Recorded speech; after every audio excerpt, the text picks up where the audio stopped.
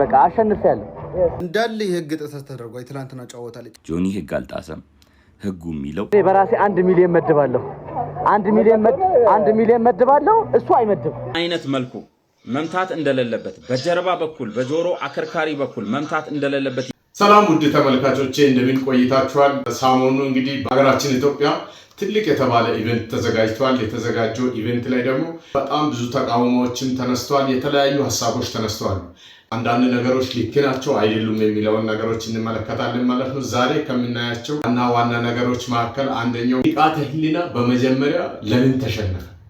ይህንን በመቀጠል ደግሞ ዳኛ ከኋላ ሲመታ ፋውሉን አድርጎ ቆጥሮለታል፣ እንደውም ለጆን ጓደኛ ስለሆነ ነው የሚሉ ሀሳቦችንም እያስነሱ ነው። እነዚህንና ሌሎችንም ንቃተ ህሊና ከዛ በኋላ ምን አለ የሚለውንም ሀሳቦች አንድ ላይ አጠቃልዬ ይዣለሁ ማለት ነው። ይህንን ቻናል ሰብስክራይብ ያላረጋችሁ ሰዎች ሰብስክራይብ በማድረግ ቤተሰብ እንድትሆኑ ከወዲሁ አሳስባለሁ። ወደ ጉዳዩ አልፋለሁ። በመጀመሪያ ንቃተ ህሊና ለምን ተሸነፈ? ንቃተ ህሊና የተሸነፈበት ምክንያት ለዛም ፋይቱ በጣም አጭርና በቃ ሾርት ፋይት የሚባል ፋይት ነው የተደረገው ማለት ነው። በጆኒ ግራፕል ላይ በጣም ጎበዝና ኦልሬዲ የተዋጠለት ሰው ነው። ምክንያቱም እንግዲህ ብዙ ሰዎችን ከዚህ በፊትም የ100,000 ብር ቻሌንጆችን አዘጋጅቶ ይጠራ ነበር። ብዙዎቹ እንግዲህ እሱን ሲያሸንፉ አልተገኙም ማለት ነው። ስለዚህ ንቃተ ህሊና ለምን ተሸነፈ በሚል ሀሳብ ላይ ሲንገባ ንቃተ ህሊና ማድረግ የነበረበት ነገር ምንድነው? ስትራይክ ማድረግ ነበር የነበረበት። ፓንች መሰንዘር ወይም ደግሞ ጉልበት መጠቀም ነበር የነበረበት። ጆኒ ሊሂዝ ወደ እሱ ሲጠጋ ንቃተ ህሊና ምን ነበር ሲያደርግ የነበረው? ከሱ ጋር ለማስጠቀቅ በጣም እየተሻሸና ለማስለቀቅ እየታገለ ነው የነበረው። ያ ማለት ደግሞ መተሻሸት ለጆኒ በጣም ታርጌት ውስጥ እንድትገባ ያደርጋል ማለት። ስለዚህ ጆኒ ኢቭን ለቆ ሌላ እድል ለመሞከር ለቆ እንደገና እንዲሄድ ማድረግ የነበረበት ጆኒ በጉልበት እና በኤልቦ በቦክስ ምናምን እየመታ ለማስለቀቅ መሞከር ነበር የነበረበት ብዬ አስባለሁ በግሌ ማለት ነው። እና ከሱ ጋር እጁን ከያዘበት ለማስለቀቅ ሲታገል ነበር የነበረው። ስለዚህ ይሄ ነገር በጣም ትልቅ ስህተት ሰርቷል ብዬ አስባለሁ።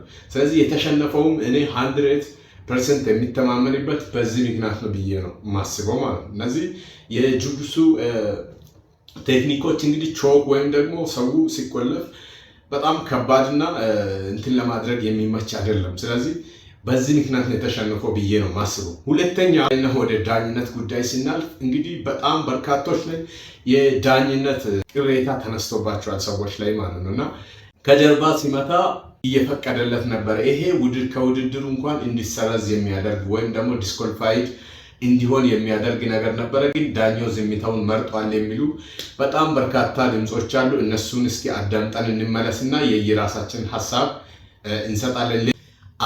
አይደለም ይህንን ጥፋት ደግሞ አልሰራም የሚሉ አሉ። የሁለቱንም ሰዎች ድምፅ አሰማችሁና ከዛ ደግሞ እኔም ያለኝን የራሴን ሀሳብ አስቀምጣለሁ። ሴቶቹን ሰምተን እንመለስ።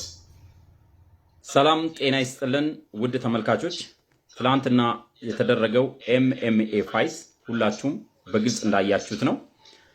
ይህንን መልእክት ለኤምኤምኤ ፋይት አዘጋጆች በሙሉ እንድታደርሱልኝ እጠይቃለሁ።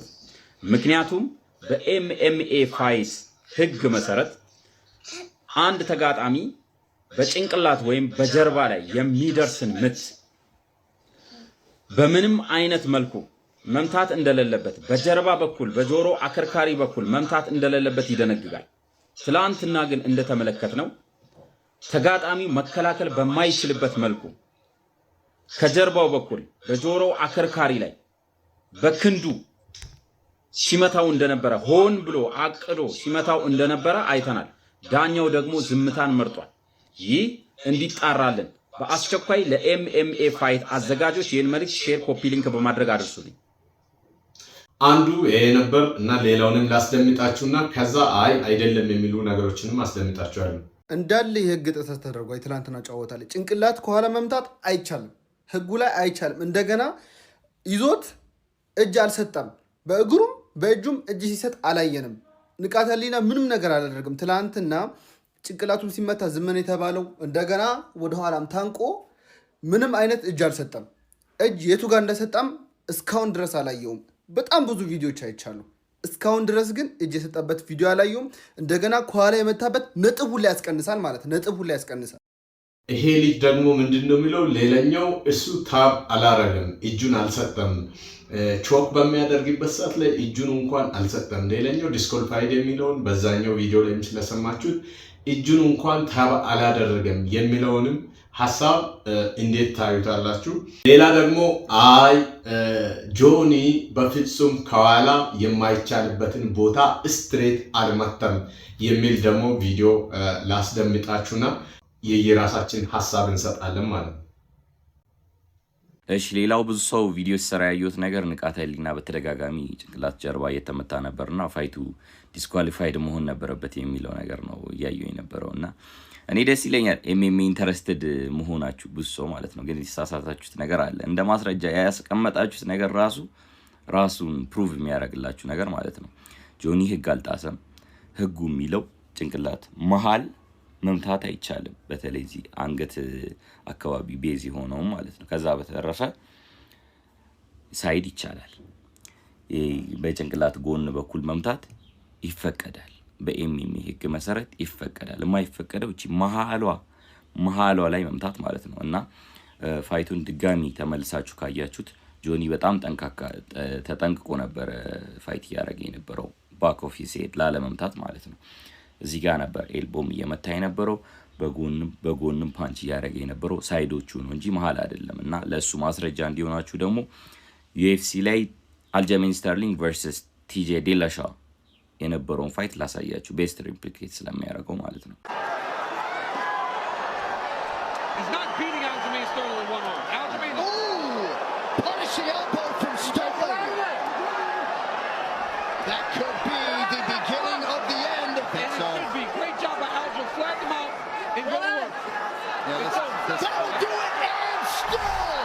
ስለዚህ ቪዲዮን አያችሁታ። ሳይድ ኦፍ ዘ ሄድ መምታት ይቻላል። በዛ የተነሳ ነው ፋይቱ የሚያለቀው ዶሚኔት እያደረገ ስለነበረ አልጀሜን ስተርሊንግ ቲጄ ዲላሻ እየመለሰ አልነበረም። በዛ የተነሳ አሸናፊ ተብሎ አልጀሜን ስተርሊንግ ነው ዲክሌር የተደረገው ማለት ነው። ስለዚህ የጎንዮሽ ምት ይቻላል ማለት ነው። ብዙ ጊዜ የዩኤፍሲ ፋይተሮች በጀርባቸው የሚተኙበት ምክንያት ያንን ፖዚሽን ካፒታላይዝ ለማድረግ ባክ ኦፍ ሂዝ ሄድ መምታት ስለማይቻሉ ራሳቸውም ጎንና ጎን ከቨር ያደረጉና ኦኬ ያዳመጣችሁትን ይመስል ነበረ። በሁለቱም ሳይድ የተነሳውን ሰምታችሁታል። እኔ ደግሞ ከዚህ በተጨማሪ ሌላ ህጉ ምን ይላል የሚለውን ነገር ስንመለከት በጣም ከኋላ መምታት ይቻላል ወይ የሚለውን ህጉ አይቻልም ነው። ከኋላ መምታት ስትሬት አይቻልም፣ ግን ጎንና ጎንን ከኋላ ይዞ በጎን በኤልቦም መምታት ይቻላል ማለት ነው። ቅድም ልጁ በቪዲዮ ላይ እንዳስተገፈላችሁ ማለት ነው። ፋይት ላይ ጆኒ እንደውም በጣም ተጠንቅቆ ነበረ ሲመታ የነበረው የሚለው ላይ ቪዲዮውን ከዚህ ጋር አታች አድርጌ አሳያችኋለሁ። የእናንተ ሐሳብ መጥቷል አልመጣም የሚለውን ቪዲዮውን አይታችሁ እንድትፈርዱ ያውና ቪዲዮውን ከላይ አስቀምጬላችኋለሁ ማለት ነው።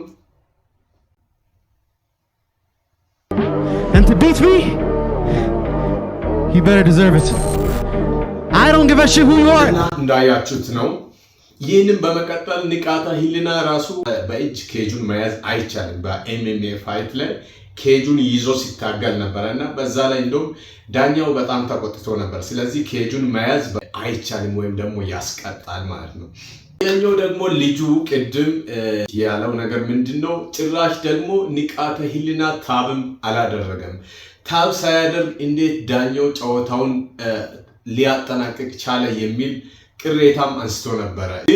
ንቃተ ህሊና በእርግጥም ታብ አላደረገም። የኤምኤምኤ ፋይት ህጉ ምን ይላል? አንድ ተፋላሚ ታብ ለማድረግ በማይመችበት ሁኔታ ላይ ሲሆን ዳኛው ለተጫዋቹም ወይም ደግሞ የፋይተሩን ዳንነት ለመጠበቅ ሲል ጨዋታውን ማስቆም ይችላል ማለት ነው። እኔም አንድ ያየሁት ነገር ንቃተ ህሊና ጆኒ ቾክ ባደረገበት ሰዓት ላይ ታብ ሊያደርግ እጁን እየሞከረ ያለው ይመስለኛል። እኔ ሳየው ታብ ሊያደርግ እየሞከረ ያለው ይመስለኛል። ስለዚህ ታብ አላደረገም የሚለውን ከህጉ ጋር ስናያይዝ ተጫዋቹ ወይም ደግሞ ተፋላሚ በማይመችበት ሁኔታ ላይ ካለ ዳኛው ጨዋታውን ማስቆም ይችላል ማለት ነው። ስለዚህ ንቃተ ህሊና ፋይቱን አስመልክቶ ደግሞ በማለተኛ ቀን ምን ተናገረ የሚለውን ስንመለከት ንቃተ ህሊና ያለውን ነገር እስኪ ሰምተን እንመለስ። ይዤ የገባሁትም ስትራቴጂ ትክክል አልነበረም ይመስለኛል። እና ሶል አባውት ለርኒንግ ባይ ዘ ዌይ አለመሞከር ነው ሊያስቃችሁ የሚገባው። አለመሞከር ነው ሊያስቃችሁ። እኔ አሁን ከዚህ ፋይት ከብዙ ሰው ጋር ተግባብቻለሁ። ታንክ ዩ ብዙ ሰው ጋር ተግባብቻለሁ። ብዙ ነገር አድርጌያለሁ። አቦሬዲ በቃ አሸንፌያለሁ። ትላንት መድረኩ እንደዛ ደምቆ ሳይ ራሱ በጣም ነው ደስ ያለኝ። ግን ይሄንን እንደ ኤክስኪውዝ ላቀርብላችሁ ሳይሆን ጁጁትሱን በዛ ደረጃ ማስተር ያደረገ ሰው ጋር ፋይት ማድረግ በደንብ ጥናትን ይፈልጋል። ጁጁትሱን በደንብ መስራትን ይፈልጋል። ትላንት መድረክ ላይ እንደተናገርኩ ከ6 ወር በኋላ ፋይት አደርጋለሁ ማለት ነው። ከፈለጋችሁ ኤምኤምኤ ከፈለጋችሁ ሞይታይ አይፋለም። ሞይታይ ጆኒ ከተፋለመኝ እኔ በራሴ 1 ሚሊዮን መድባለሁ። 1 ሚሊዮን መድባለሁ። እሱ አይመድብ። የወለደችኝ እናቴ ትሙት እሱ ሞይታይ ከኔ ጋር የሚፋለም ከሆነ እኔ 1 ሚሊዮን መድባለሁ። እሱ አይመድብም። ቴንክ ዩ ቤንጂ ወዳለሁ ወንድሜ። ስለዚህ ጁጁትሱ በጣም ቀድሜም ተናግሬያለሁ። ግራውንድ ላይ ከተወረደ ኮንትሮል ያደርጋሉ ጁጁትሱ። ዳስ ግልጽ የሆነ ነገር ነው። ግን ቀጣይ ከ6 ወር በኋላ ሪማች ይኖረናል። እንደማኮራችሁ ቃል እገባላችኋለሁ። እንደማኮራችሁ never disappoint በኔ መቼም ዲስአፖይንት እንድትሆኑ አልፈልግም። ከዚህም አልፎ ተርፎ ብዙ ኢንተርናሽናል ፋይቶችን አደርጋለሁ። ይሄ ጅማሮ ነው። እንዳዳመጣችሁት ነው። እንደም ሪማች ማድረግ እንደሚፈልግና እንደም ጨዋታውን አሸንፌያለሁ ንቃተ ህሊና እያለ ያለው ምንድነው? እንደም ጨዋታውን አሸንፌያለሁ። በዚህ የናክል ልምድ ካለ ሰው ጋር መጥቶ ኬጅ ውስጥ መግባትና ልምድ መውሰድ በራሱ ትልቅ ነገር ነው። እንደ አሸናፊነት እንግዲህ ከዚህ ተነስተው በጣም ብዙ ሰዎችንም እንዳተረፈ ተናግሯል ማለት ነው። ስለዚህ ከ6 ወር በኋላ ደግሞ ሪማች ማድረግ እንደሚፈልግና ፋይት ማድረግ እንደሚፈልግ ተናግሯል። እዚህ ላይ እሱ ያነሳው ሐሳብ ምንድነው? አሁን ቀጣይ ፋይት ማድረግ የሚፈልገው በሞይታይ ጆኒ እኔን ይግጠመኝ ነው እያለ ያለው። ስለዚህ ሐሳባችሁ ምን ትላላችሁ? በነገራችን ላይ መሸነፍ መውደቅ አይደለም፣ ወይም ደግሞ እስከመጨረሻው እስከ ወዲያኛው መውደቅ አይደለም።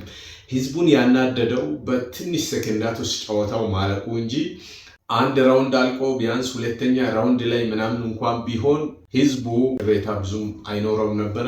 በዚህ ፋይት ላይ እናንተ ምን ሐሳብ አስተያየት አላችሁ? እነዚህ አይነት ሐሳቦችን እያነሳን እንወያያለን። የዚህ ቻናል ቤተሰብ ያልሆናችሁ ሰዎች ሰብስክራይብ በማድረግ ቤተሰብ ሁኑ። ገዝሽ ቴኳንዶ ሊቀት በትጋት መልካም ቆይታ